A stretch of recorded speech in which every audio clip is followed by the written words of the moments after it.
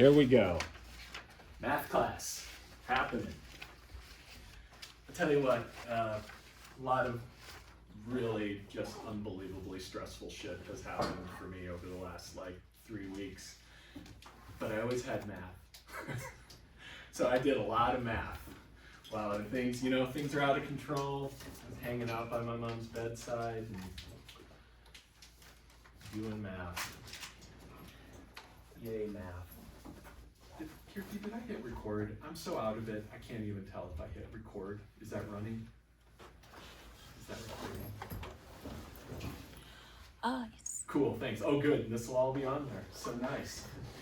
Alrighty, friends. So, I think Dr. Patnod started off by like asking you, she told me, she came in and said, discuss amongst yourselves how much you know about differential equations, which I thought was funny because I was kind of curious how those conversations went. They were probably pretty quiet conversations is what I'm assuming they were. So, let's kind of just start from the top. We'll review a bit of what she did.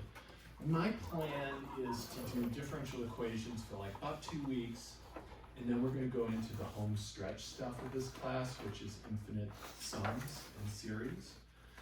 And the cool thing is, one of the things, some folks still need to get some skill check action. We're going to be doing regular, I'm thinking Friday, not this Friday, but next Friday, and then every Friday after is like skill check Friday, so that we can get this freaking skill checks done. Get that shit off. But yeah, I don't know, I'm just rambling now. I'm going to do some math so I have something to anchor myself with. So we were talking about the worst pen in the world, this brown one, and then you threw it away. Cool. You okay over there? Yeah, okay. Differential equation, that's much nicer. Oh Lord, I can't even write. Okay, let's talk about why a person would even care about differential equations. They're essentially the language that scientists think in. Ever since Isaac Newton and Leibniz and all these guys were working with calculus, they were using it to model the world. They were using it to model phenomena in the world. So one thing that Isaac Newton noted, Newton had it so good, just some rich dude, doesn't have to work to sit around thinking. He did some damn good thinking, you know, did some damn fine thinking, but what a great life he had, wearing wigs and all sorts of stuff like that, all the powder. Newton was studying a lot of physical phenomena, and one of the things he studied was if you take some object, so let's say I've got just like a little ball here, and it's got a temperature T, so T at T equals the temperature of this object at time T. So I got a big T for the temperature, little t for time. Time will be in seconds.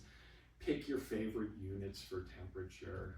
Celsius, Fahrenheit, Kelvin. If you're like a real weirdo and you need to do that, then go for it. Temperature of the object at time T. And then there's the space that it's in. I'm going to call that T naught. So that's the ambient room temperature.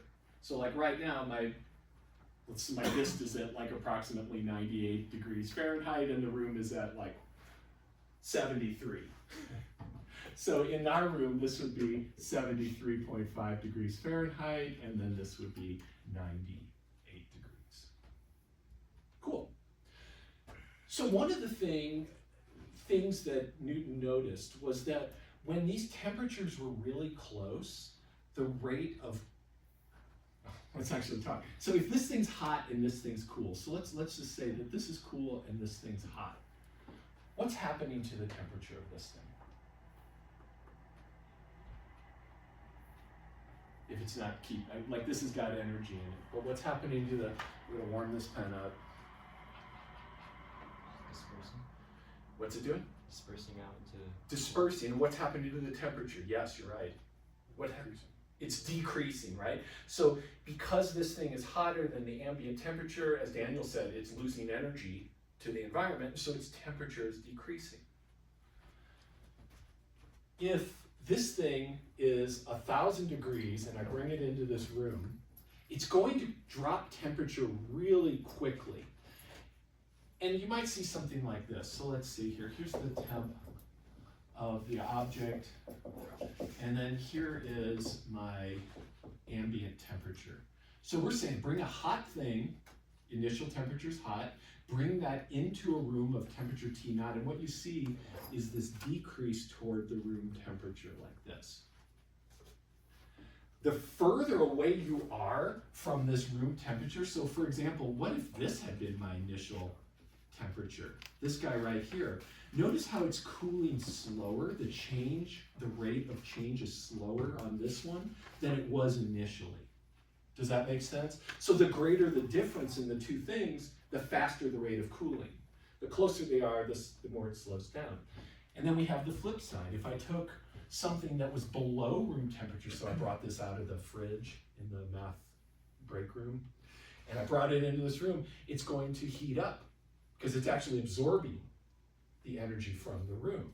And you get a similar phenomena in that the further apart these guys are, the faster the rate of change is. Now think about, what is rate of change here? It's this tangent slope right here. So this tangent slope is your instantaneous rate of change. And here you have a very steep slope, and it becomes less steep as we move this way. So what I have is that dt d little t equals the rate of change in object temperature. So one of the great things about differential equations is if you start thinking about phenomena in terms of rates of change versus their state, you can get a lot of very powerful observations and then do things with them, solve the differential equation. So what I'm going to say here is that the change in this temperature is dependent upon, so I'm putting a K here, this is some constant. And this constant depends on what my object is and what the room is and all sorts of environmental factors. But what I have here is that if I take my temperature of the object minus the temperature of the room, this quantity right here, so look up here when we have, up here I have T of T is greater than T naught in this top curve. Down here I have T of T is less than T naught. Is this all making sense? Sorry, I'm kind of like, I'm starting to like feel like I don't know if I'm communicating or not, so I hope to be, and you'll let me know if I am. So when this is bigger than this, what is the sign of this thing, SIGN? When your object's temperature is bigger, hotter than the room temperature, what do you expect this to be, positive or negative? Oh, careful. So when I'm up here, is the slope positive or negative? Negative, yeah. So when the change in the temperature of the object should be negative when this is a positive quantity. So this K here, K is a negative number. It's a negative constant, the way I've written that. And then that way, if this quantity here, if we had this quantity being negative, that would be this realm right here, and the slope would become positive. So this K is going to be a negative number. If I want it to be positive, I better put a negative sign in front. Does that sound okay? So right now, what I've got is what's called Newton's law of cooling.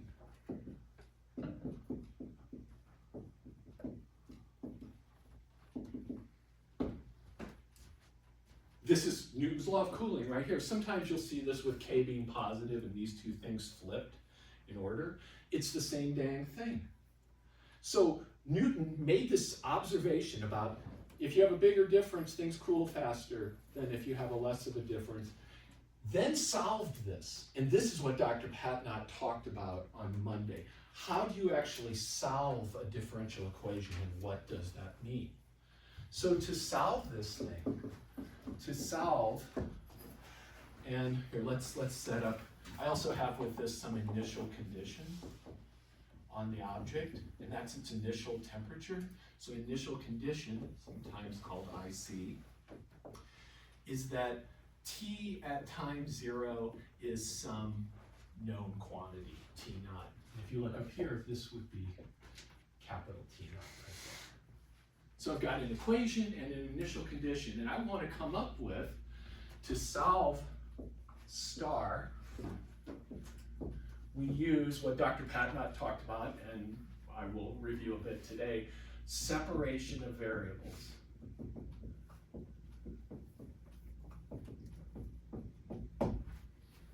So let's make this thing a little bit more concrete. Let's say that I have a specific example, because this is all very abstract. So suppose our object has initial temperature. Oh, we'll do my hand. No, maybe not. Let's do something that will change temperature. So the initial temperature of this pen, I heated up this pen, is let's say 100 degrees Fahrenheit. I heated this up. It's hotter in my hand. I blew into it, rubbed it, all sorts of stuff. And the room temp, and we're just going to make life easy, is 70 degrees Fahrenheit. Just to make nice numbers. It's pretty close. Find a formula for the temperature of the object at time t.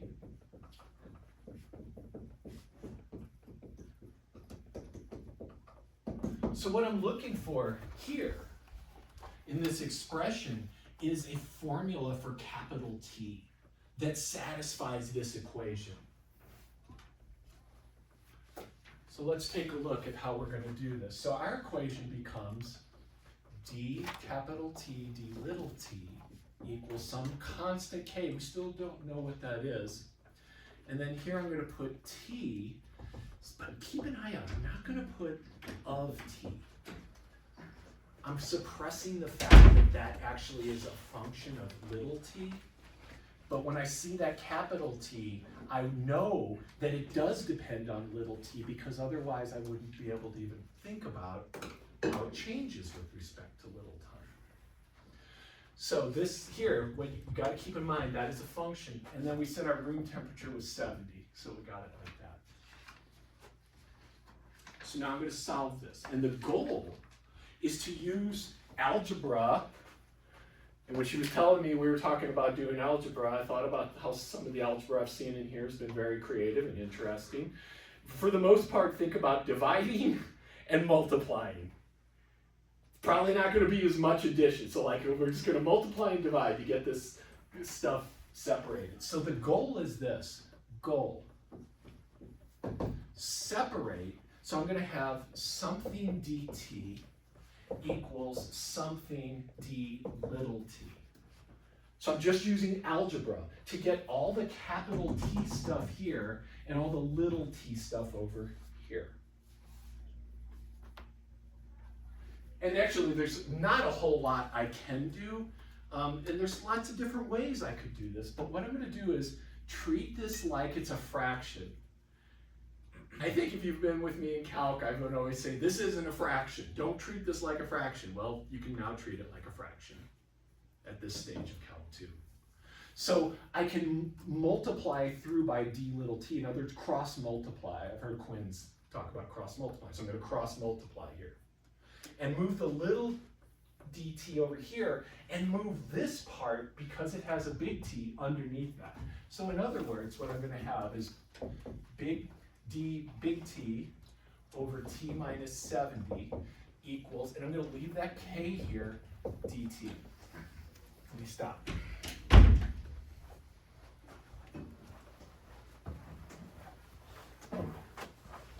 And let me make sure you see the algebra. Let's just make sure that we're asking and we're good, and I'm not going to put myself out for another 3 weeks by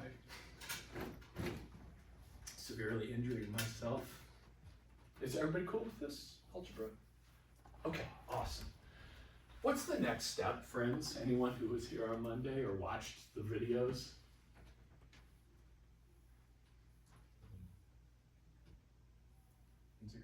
Integrate, yes, Quinn, absolutely.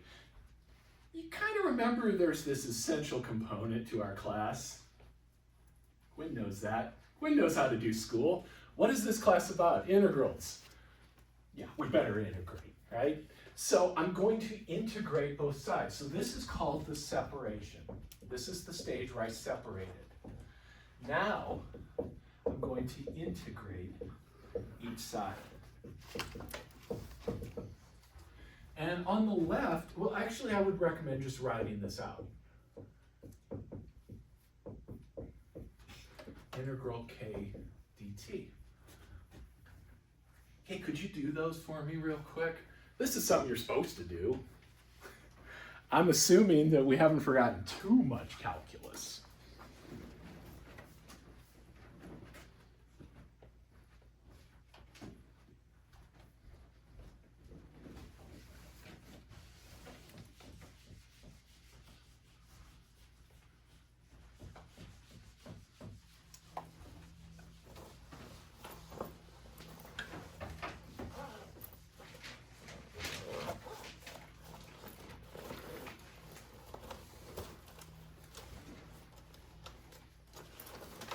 Sam, feel good? I love that. You're making me happy, except on that. That's making me not so happy, but I love the left side. You got half smile, half frown. K isn't the K, is it? That's right. There you go. But had it been a T, that would have been sweet. So, left side, natural log form, because it's a fraction. Can you do U sub or something like that? So the left-hand side becomes natural log. Use the absolute value. It's more important than ever for differential equations. This is just a constant, so it must have come from k times t, the derivative of this with respect to little t's k, and now this shit matters. Before it was just a sad joke that I had to write plus c on stuff when you forgot it. But now it actually will matter. We need to have that constant of integration in there. It's how we incorporate this initial info. What's up, Sam? Solve for c. We're going to eventually solve for c in a minute here, yeah. So at this point, we kind of have a solution. I don't have this explicit solution that I was looking for that was t of t equals, give me a formula, man. Give me the dang formula. We don't have that yet, but we can get it. So I'm going to take the exponential of each side. And what I'm using is this property, that if I take e to the natural log of something, I just get that something back. So I'm going to take the exponential of both sides. E to this equals e to this. If these are equal, then we must know that e to the natural log of t minus 70 equals e to the kt plus c. Again, I'm going to use this now, because then this is just absolute value. Oh my God, this place has fallen apart even more since I was here. E to the kt plus c. Didn't realize I was the only thing. Oh, motherfucker, get over here. Okay. So far, so good. Happy to be back in town, putting on the Dr. T show. So, now I'm going to do one move here, and this move you probably haven't seen, but it's a very common Diffie-Q move. I'm going to leave this left side alone for a minute. Equals e to the kt times e to the c. So I'm using property of exponents. When you multiply these together, you add. And I'm just going to call this c. So this is called absorbing into those constants. This is just a constant. I'm going to call it c again. So let's summarize what we got over here. we've got T minus 70 equals CE to the KT. So we're so close to being done. Is this looking okay? Sophia, you like that? Okay, all right. Emily, you cool on that? All right, nice. So this thing here could be positive or negative, and I'm going to get rid of the absolute value at this point, and it'll come out in the wash. Like right now, this C has to be positive because this is positive, or 0, so this has to be a positive. But if I remove these, now I get the chance for C to be a possibly negative value. Sam, yes, sir? How do you get C from E to the C? I'm just calling, so E to the C, so if I said to you, if it turned out that E to the C was just, turned out to be 10, instead of going, oh, C is the natural log of 10, I'm just like, that's just my constant. So this thing here is constant, no matter what. So we just keep calling it a constant and just replacing it with C. So like if I had something in a differential equation I was solving and I had like plus C over here and I multiplied both sides by 7, then instead of writing 7C here, I'd go, just absorb it. It's still just a constant that we'll solve for. Does that help? Yeah. Okay, cool. Good question. And I'm almost done. Look, holy shit. Capital T equals 70 plus CE to the KT. Look at that. Now we've got a formula. You give me what time it is, and oh, what's the problem? What don't I know? So at time T equals 10 seconds, what is the temperature of the pen? What do we need? Okay, let's put it in, put 10 seconds. So replace T with 10. I don't really know that K yet either, do I? So there's a couple of problems here. One is I don't know C, and the other is I don't know K. So we're going to find the C with the initial condition, and that'll always work out that way. So let's use the initial condition to find C. So in other words, I know that T at 0 seconds is, what did I say, 100 degrees Fahrenheit? I'm going to plug that into here. So this is the little t value. Little t equals 0 when I write that. This is the big T value. So I get 100 equals 70 plus CE to the K times 0. And that's pretty sweet, because that's E to the 0. That's 1. And so this right here is just 1, and what I've got is 100 equals 70 plus C. So C is 30. And now I got that. And if I don't fix this, I'll entertain you with more stumbling. So let me fix this. Any questions on finding C? So now I've got a better model. To find K, I need one more piece of data. I have to kind of understand how fast this thing is changing in some respect, because that's taking into account what it's made out of, what the medium it's in is about. So we would need to find K, we would need just one other temperature reading, the temperature T at just one other time, little t. And then I would plug that in and solve this for K. But let's not do that, because that sounds like kind of like just doing algebra. Does that make sense, or do you want me to kind of show you what I mean? Show you what I mean? Yes. Okay. Cool. Okay. Good. So, e.g., let's suppose that I know the initial temperature is 100, and then after 10 seconds, so suppose that the temperature of the pen at 10 seconds is, let's say 80 degrees Fahrenheit. So now I'm going to plug in little t equals 10 and big T equals 80 into this equation here and solve for k. So to do that,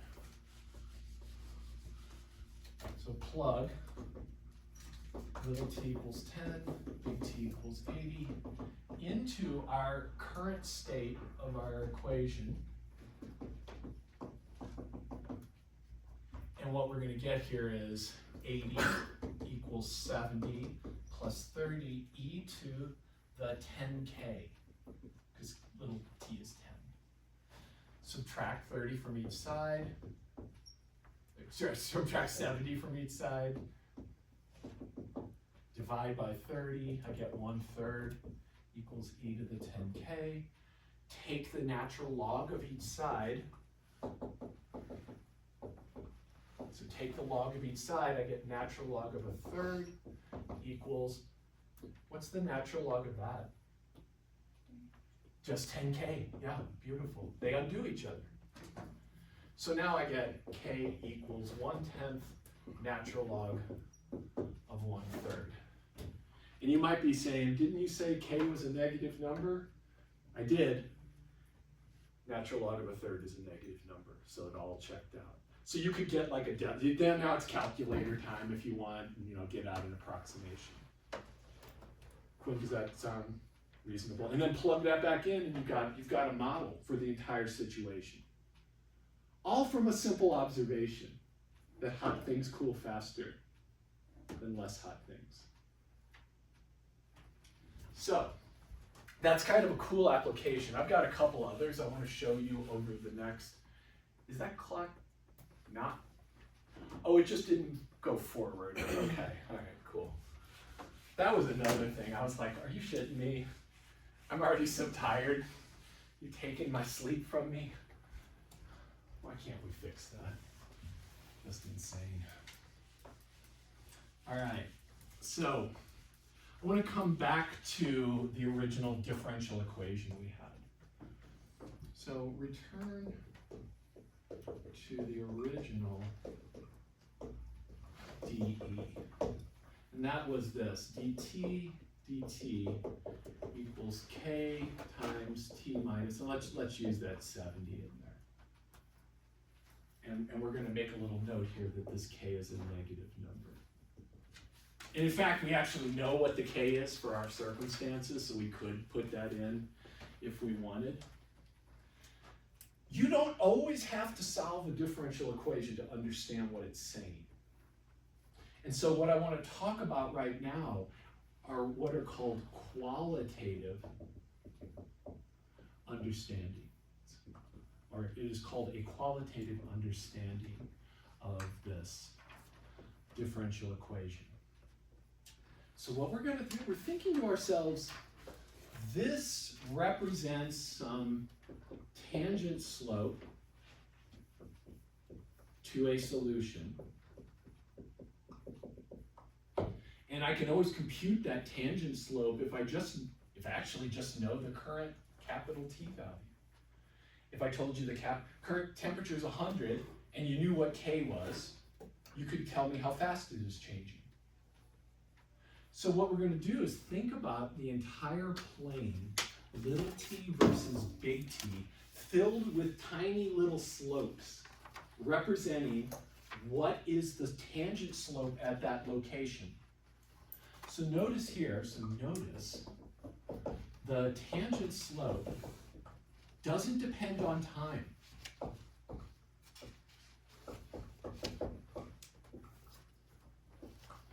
It only depends on the current temperature. So that's very interesting. This is called autonomous. Didn't you talk about that on Monday? Or have you heard that, physics folks? Autonomous processes? Probably at some point, but now you're going to get to really hear it.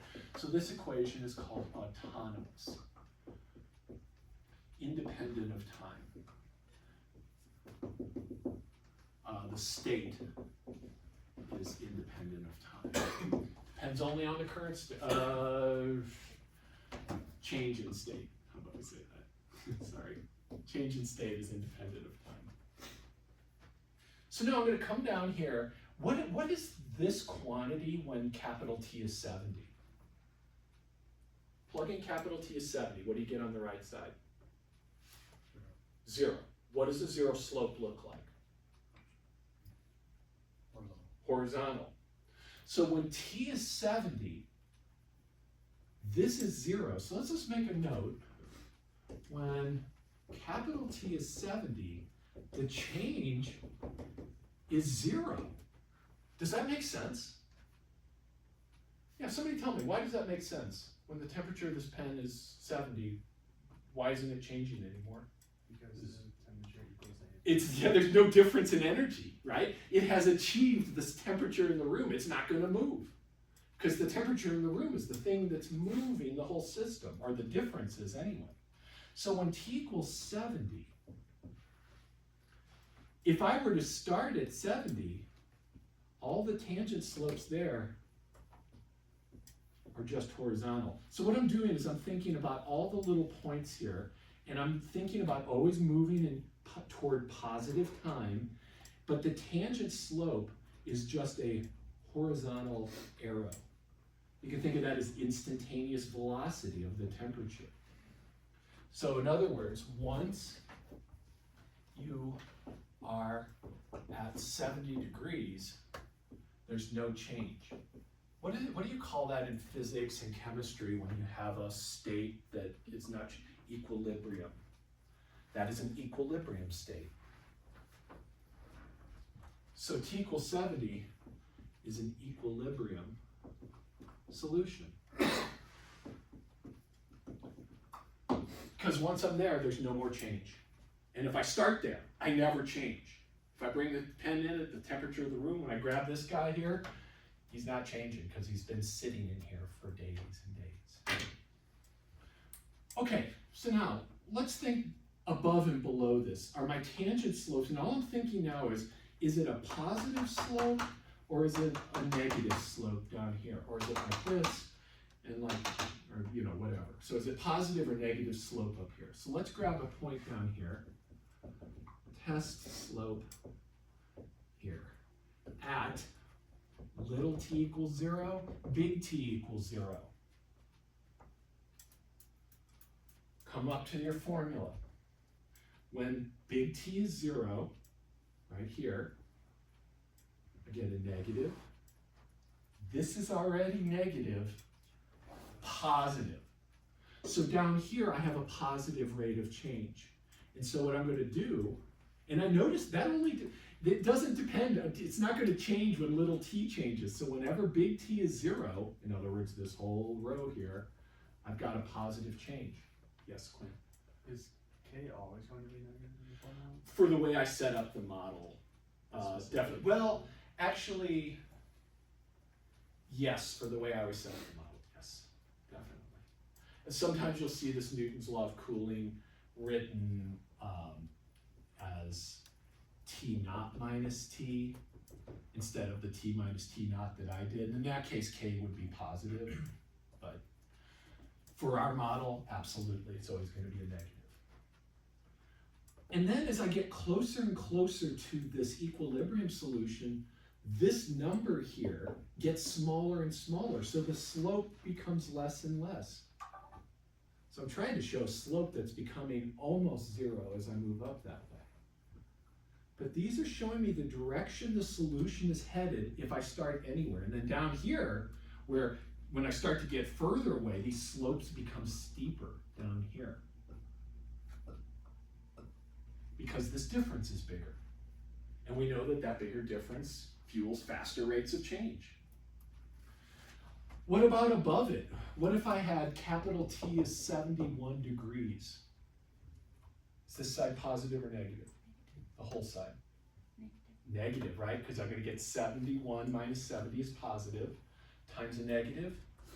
It's a negative. So up here, I've got negative slopes. And if you pick any value for capital T above 70, this will be positive times a negative. And these are all looking like this. So the plane is filled with these arrows. This is sometimes called a direction field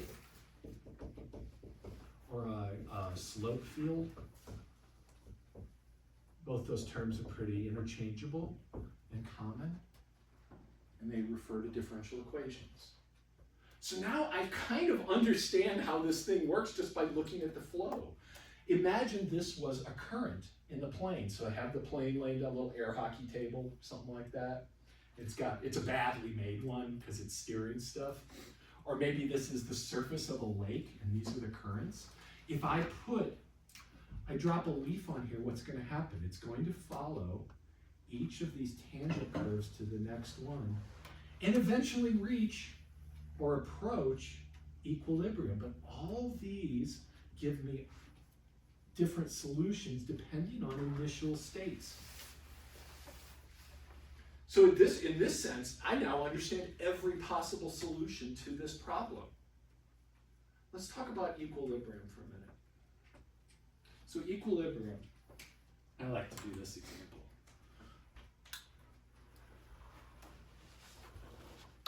Equilibrium, stable or unstable? Unstable. Equilibrium, stable. So stable equilibrium is, I'm not moving, I'm not changing state, but if you perturb me, I return to that state. Unstable equilibrium is, you perturb me, that happens. Turkey leaves. She can't even pick it. Is this a stable or an unstable equilibrium? Stable. If you come away from it, so you're floating here, you're actually at equilibrium, and then somebody comes along and blows off and you bump up a little bit, what happens? You just come back to that state. So this is like the pen hanging upside down. It's a stable equilibrium. Quinn, yes? Is this like direction to apply to the water's temperature? Absolutely. Yeah, it could apply to all sorts of different circumstances, depending on what we're modeling. I'll show you another example, probably Friday, something like that. I kind of want to talk more about these direction fields. And now I'll totally make them open to anything. So this is kind of suiting. Let's take a look at a different, simpler equation. So that was a very long intro, but I wanted you to see that example because it's a very important example of differential equations. But now let's just make up some goofy shit and think about it, because that's fun. So consider this differential equation. So now consider, just put that there so you realize we have something new coming up. dy dx equals x times y. Okay, I want to talk about this in a different way, but first let's solve it. Could you do me a favor? Let's do the solving by separation. So step one is solve by separation. Can you take a minute and do that, please? Make sure you're getting the idea.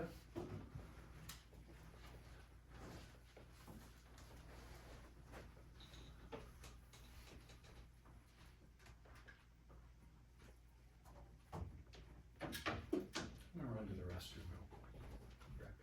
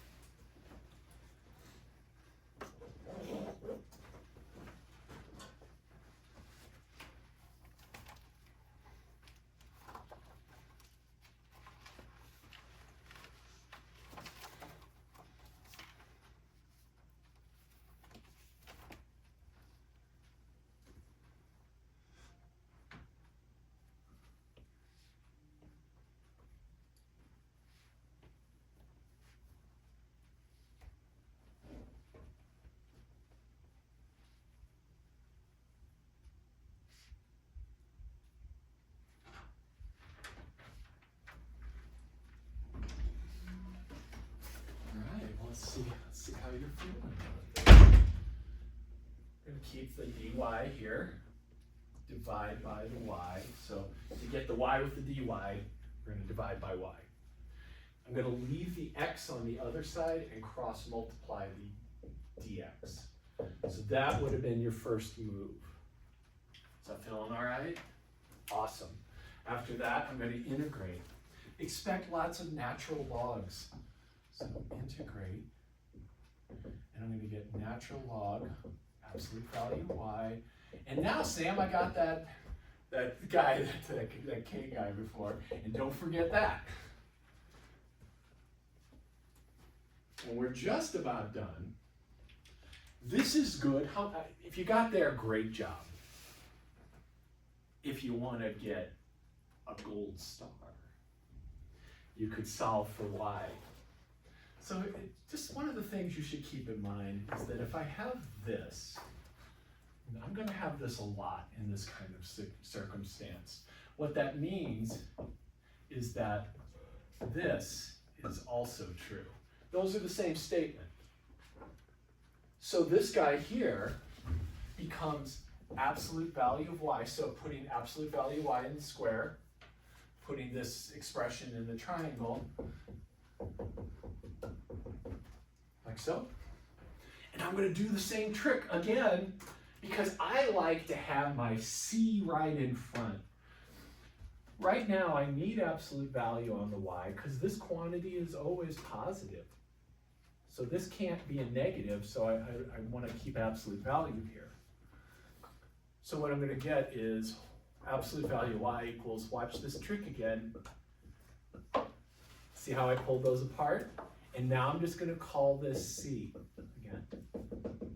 So what I get is, and I'm going to remove absolute value because now that c is arbitrary, y equals c e to the 1/2 x squared. And that's the best. Awesome. You got here, awesome. You got here, holy shit. Pat yourself on the back, in reality or virtually. Good work. So that is the solution. Now, how would I find C? I need an initial condition. If we had an initial condition, we could find C. But let's not focus on that right now. But does that make sense? That if I knew an x and y pair that were on the solution, I could just plug those values in and know exactly what C is. Cool. Let's take a look at this from the qualitative perspective. So I'm going to get a direction field out here.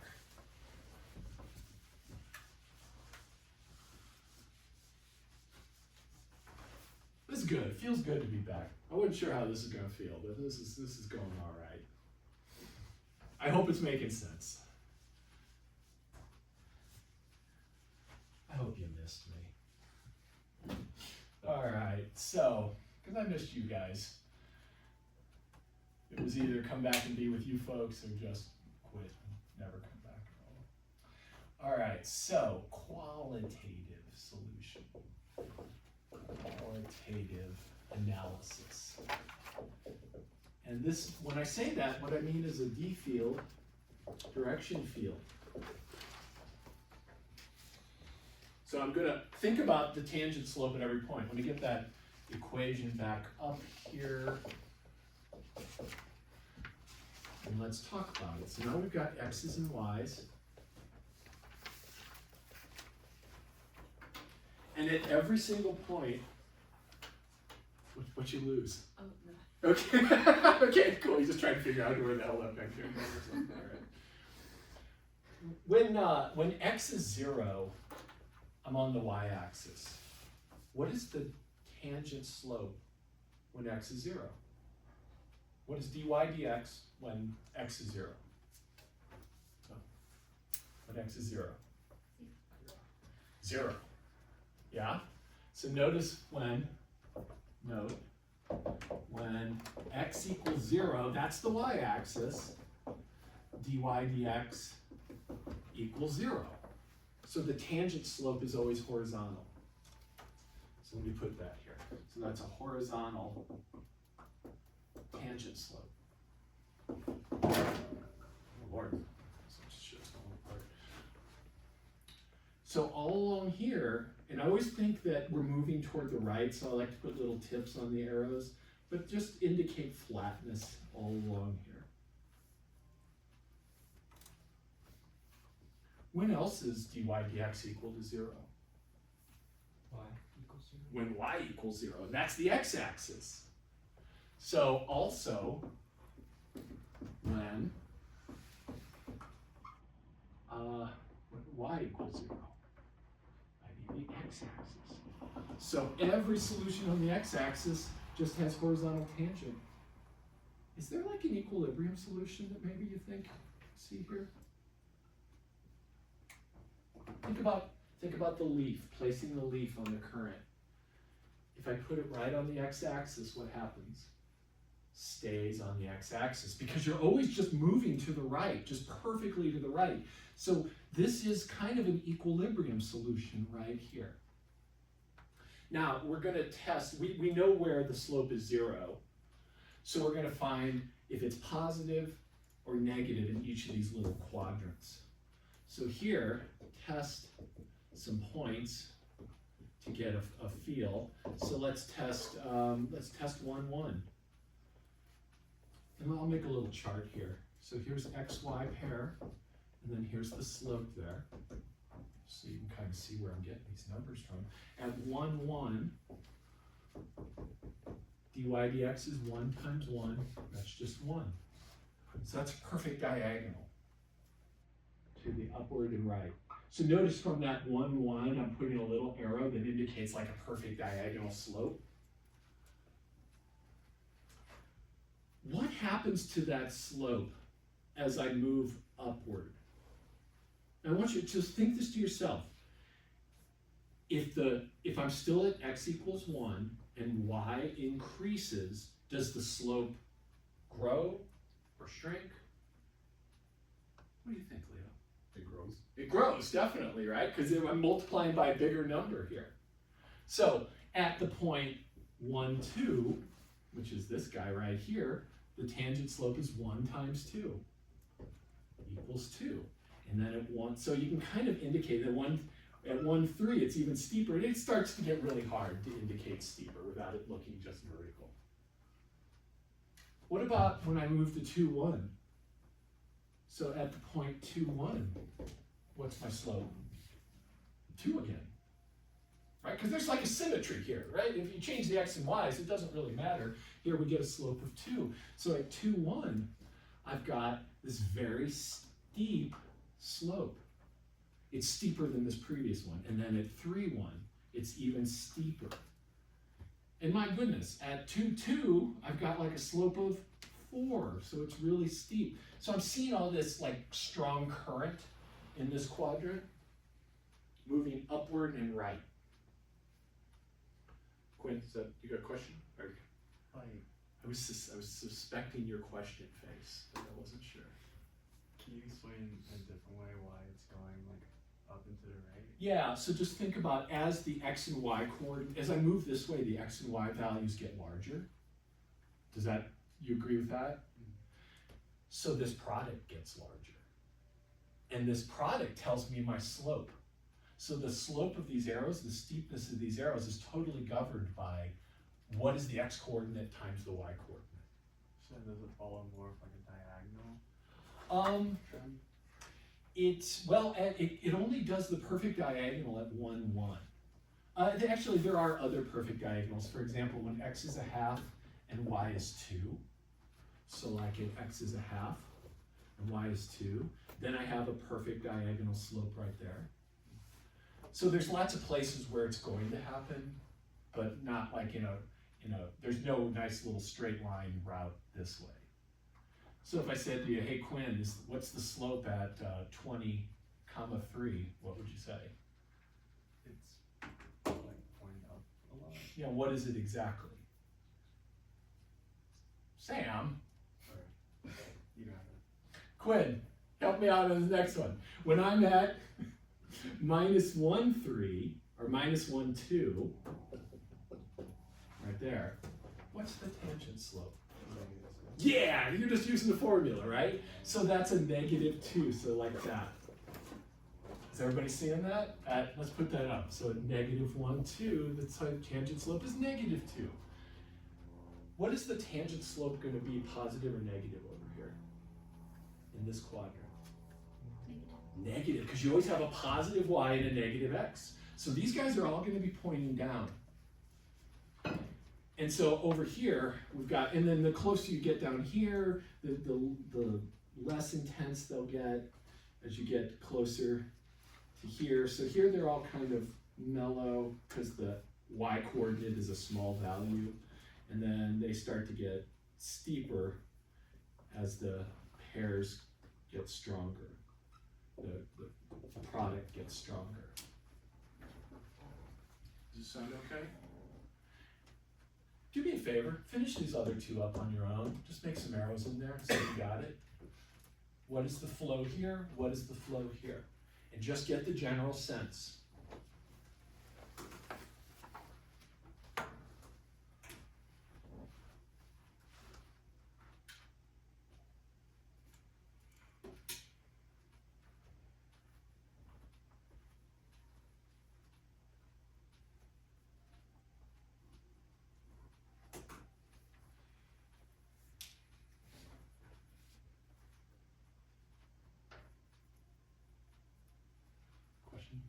You already got it. You're just like, just resting and.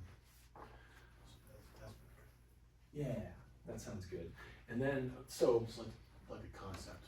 Sort of. Yeah, you got the like general flow. Yes. And then if you wanted to get like the subtleties of it, Sam, just thinking, so they're, let's see, they're actually positive here, right? Yeah. In this quadrant, we're Yes. positive. In this quadrant, we're negative. Is that making sure everybody's with that? Because here, both x and y are negative, so x times y is positive. Here they're opposite signs, so it's negative. As you get closer to the places where it's flat, the slope, things can change. They don't just change like out of the blue. So if this tangent slope here is horizontal, the ones near it will be close to horizontal, and then you see this kind of gradual change out this way. Kind of like that. Yes, Quinn. In direction code, it's still impossible for the arrows to point opposite the trend. Yeah, we pretty much, it's kind of like convention, just thinking about time flowing from left to right, just because we're all right-hand biased society and stuff, so we just, yeah. So generally, yeah, I've never seen them to the left. Is this good? So now, even if I hadn't solved this thing, I could have gotten a sense of what the solutions looked like. So first off, I know if I start here, I never leave there. Because I start here and it says go to the right, and I go to the right, and that says go to the right.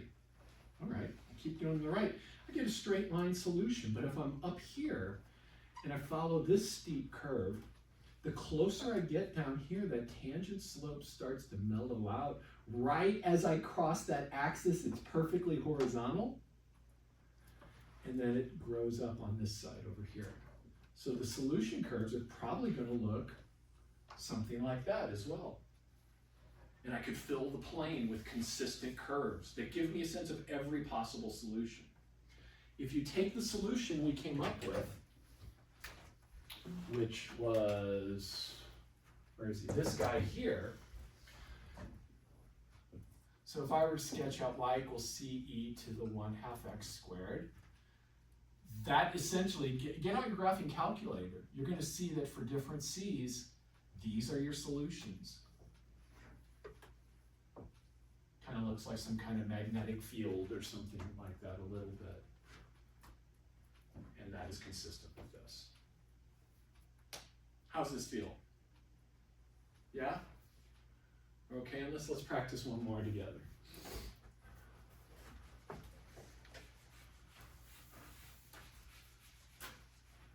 All right, so we're going to do the whole kit and caboodle. I'll talk more on Friday. There is some my open maths that I put up. I think the first two you can do. One is, I think they're both just stuff we've done today. But if not, let's talk on Friday and let me know. I think if you need more time on them too. Lots of room for flexibility these days. So let's do, oh boy. Yeah, okay, there we go. That's fun. So my first request is please solve using separation of variables. Solve by separation. If you can come up with an explicit y equals, that's even better. You'll need some log tricks.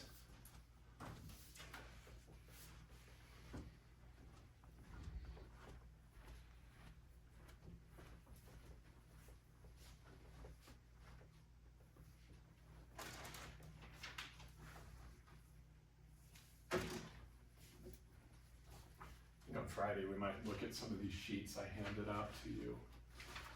Just a little bit more talking.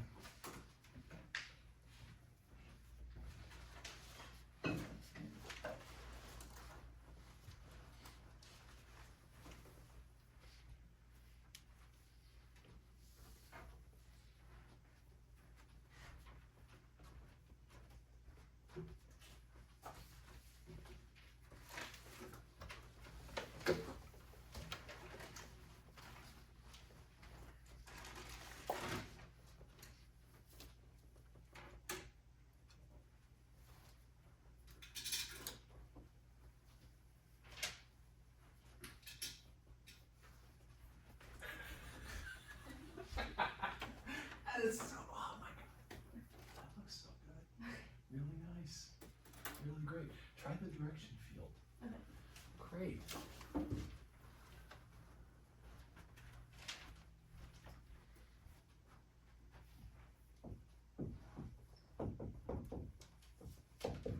That would probably be, if you brought that 2 under with it, you probably regretted it. You could, but boy, this is probably the lowest energy first move.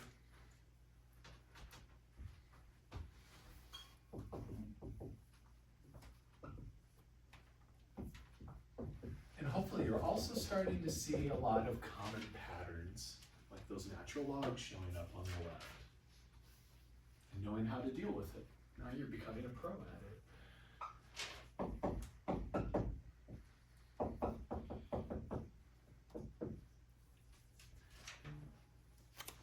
I'm gonna see if you feel okay. I skipped one little move in there. Just let me know if you want to talk about it. Do you see what I did? I rewrote this as that guy, and just called that C again. Yes, Mason? I never run anything. You got it? Yeah. Oh, cool. That's really cool. Look good? Let's just check. What if you're like, oh, I don't know. I don't know if that's right or not. Let's check. So here's how you can check to see if this is a solution. This says take the derivative. It should just be -2 times the original function. In fact, I'm going to write that up. That's a cool way to think of this, is the tangent slope is just equal to -2 times the y-coordinate. Okay, all right. Tangent slope is -2 times the y-coordinate. So when I check this thing, I'm going to first find dy dx. So I got to differentiate this. So this is the derivative of the left side, y prime. Over here, constant. I hope we know how to differentiate this guy. I don't want to know if you don't. I really don't want to know. If you don't know that, don't tell me. That wouldn't be a good return gift. So now check this out. This is equal to -2 times c e to the -2x. What is this? It's y. It's literally just y, so it's -2 times y. See? That's the same as y. They're interchangeable. So we got back the equation. Yes, Quinn? Could you explain in words how to check it for Yeah, so basically find the derivatives that are in the equation, So you get some solution. I've got y equals blah, blah, blah. Take the derivative of this, replace that left side with it. And then over here, so another way to see this, Quinn, is this, that this sake, so I could take that derivative, and then 2, the equation says this. But what was y? We were assuming this was our solution. This is what I'm checking. So if I plug that in here, I get that. And that is actually just the same as that derivative. See how this is the same as this. I got the derivative one way by actually doing calculus here, and the other way by just taking -2 times my solution. And it got me the same expression. So that means it's the solution. Does that sound a little better? Mm-hmm. Leo wasn't shaking his head no, he was shaking himself awake. Yeah. And then, just real quick, let me do the direction field here. First off, any equilibrium solutions? Kirti, what's an equilibrium solution? No, wrong. When y is 0? When y is 0. When y is 0, the slope is 0. When the slope is 0, you have an equilibrium solution in these autonomous equations. This does not depend on x, only on y, the dependent variable. So here, y equals 0, when I start doing direction fields, when y equals 0, the tangent slope is always 0. So y equals 0, y identically 0 is an equilibrium solution. What is the tangent slope? When y is positive, is the tangent slope positive or negative? Negative. It is negative. Look, when y is a positive value, I've got -2 times it. So I've got negative slopes up here. And when y is negative, positive. Do I have a stable or an unstable equilibrium? Stable. Beautiful. And if you got, we'll look at some tools for checking this stuff out on Friday. But I can see all my solutions at once. It's a lot like the Newton's cooling kind of thing. Exponential decay is what we have. Let's call it. That's good. That's enough. That's more than I thought I'd be able to do. Oh, and early too. Cool. Thanks, friends. I will do my best to have, let's get some shit back to you in these last 5 minutes. Okay.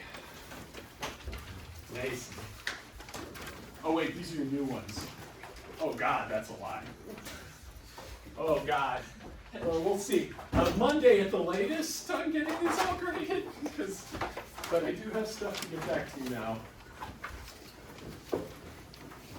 Here we go. Leo. This is like a bajillion freaking Leos. That is a Quinn. One Quinn. These probably are going to feel ancient. And Axel here, Cole, right here, Miss Sophia. Sophia Garcia, there we are. I don't know if there's more, just give me a second. There might be. This is Axel.